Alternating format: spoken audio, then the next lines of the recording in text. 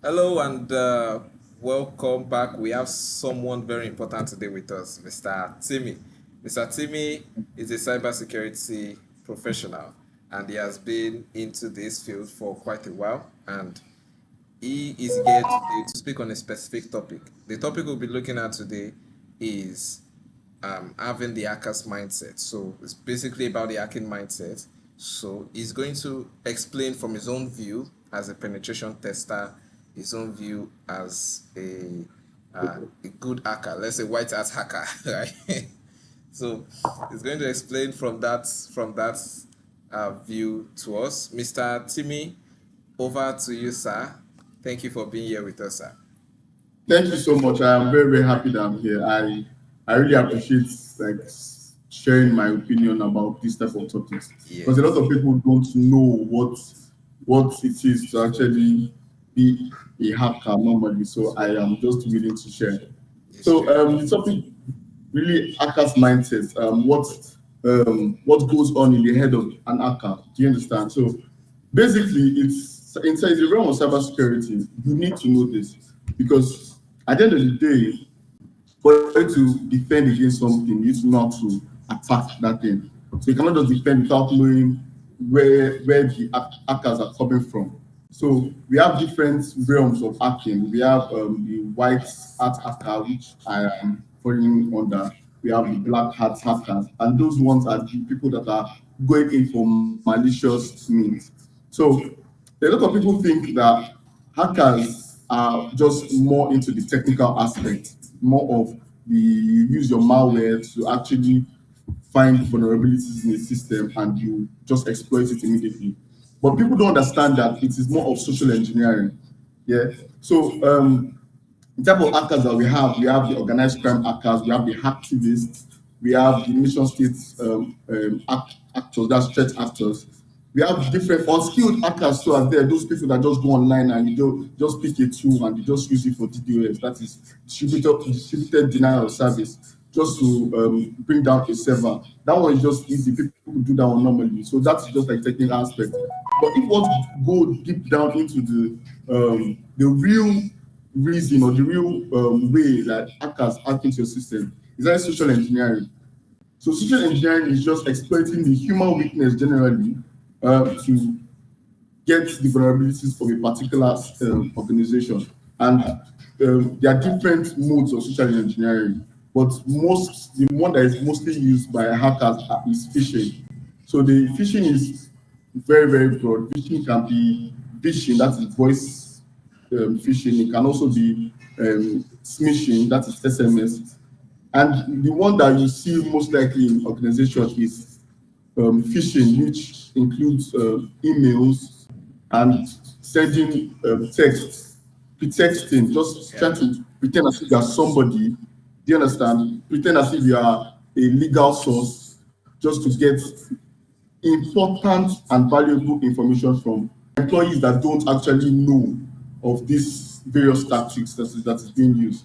How do you stop something like this? You need to, as I said, these employees don't actually know that this is the tactic that is being used by these various hackers. So there are different types of tactics they can use. They can use whaling, they can use spear. The whaling is when you attack a particular high-end official Yes, the high-end officials. Yeah.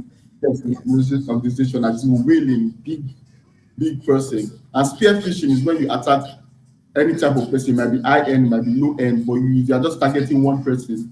So an employee might be a victim of spear phishing, and maybe they found the person vulnerabilities, and it can be win 100 million. Maybe the person is looking for money, and he clicks on it, and immediately after he clicks on the attached file, he has given access to the hacker on the company's information, the company's database.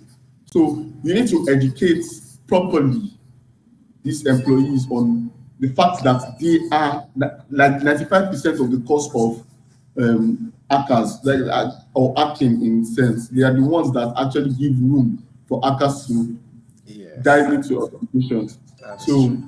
they really need to be educated about that. Security cameras need to be put in place for physical what's it called physical security, and different modes of or different layers of security needs to be put in place.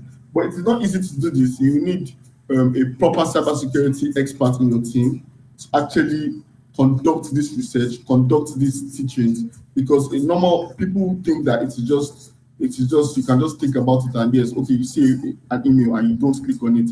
But there are some emails that can be very, very strategic, Yeah. and this is also a role of an hacker that it can pretext and make it look so believable. And Yes. someone that does not actually go through these emails properly will actually fall victim. That's why we have different SIM tools for cybersecurity analysts that they can actually dive into your email and they will check it properly, the emails that you need. So we use Splunk, for example, to actually go through the company's email and make sure and to filter the things that are actually needed and filter the things that we don't need in the company. Yes. So these and many more are the solutions for the hackers. But basically, what I'm just trying to say is that getting into the hackers mindset is you understanding the way hackers think and intercepting it before they can actually get to your Yeah. organization. I got into little issue about last week. I got an email from someone, and in that email, it seemed like it was something about a statement, more like maybe a statement of results or statements of. It said I should find it attached to the mail. It wasn't. It didn't go to my spam. It was straight away in my primary inbox. So Email. I opened up this email and I could see it was quite convincing. There were no errors that we look at as part of those things Yes, that yes, happen yes, yes, in yes. an email. It wasn't there. It was just plainly and straightforward. But when I had to look at it again, I saw the email it was coming from. It looked quite professional and all that. But I was like, oh my God. Then I saw that there was a tiny little L at the back of the .com. And I was like, oh my God, imagine. So it's what you mentioned is actually laying on that. It happens quite a lot with a lot of us. So what do you think we can do to prevent that? Because as from what I know, social engineering is kind of the most effective all across board, the most effective form of hacking. So what do you think we can do to prevent these acts, these attacks? Now, for something that you said like that, I'm not really sure about it. Yeah, Yeah. we have something that we call the sandbox as cybersecurity experts. So I can easily open any attachment inside my sandbox. No, even if it's a virus, I would open the attachment and I'll go through it. And if I realize that okay, this is actually a virus, this is nonsense, I will delete it immediately. So if I was the one, I I would not actually bother as much because I know that I have a way to actually enter this place, enter or open this attachment, and I would not get infected. But for people like the general public that they don't know how to use sandbox, it would be very, very advisable if you are not sure, if you don't know where it is coming from. It is very, very important that you don't just like fall gullible to these people. If you did not pay for something or if you did not register for a particular lottery, don't expect money from somewhere. It's not going to happen. If you did not apply for a statement of results, nobody will send it to you. So these are the things that so a lot of people actually like human beings, we want good things, we want beautiful things. So that is what hackers use. They would see that okay, you need money at this moment because they've done their deep investigation on you and you don't just know about it. So if they realize that okay, you need money, just give you with new iPhone 15, they click on it immediately and share this to some certain people. People see that this thing and they click on it, they don't know that you clicking on it, you've become part of a botnet automatically, or you've exposed your system to a particular virus. So in a situation whereby you are not expecting any particular email, don't click on it. It is not necessary for you to click on it. Unless you actually apply for something like this. It's better to prevent than to be saying sorry later on. Do you understand? I see. Thank you so much, Mr.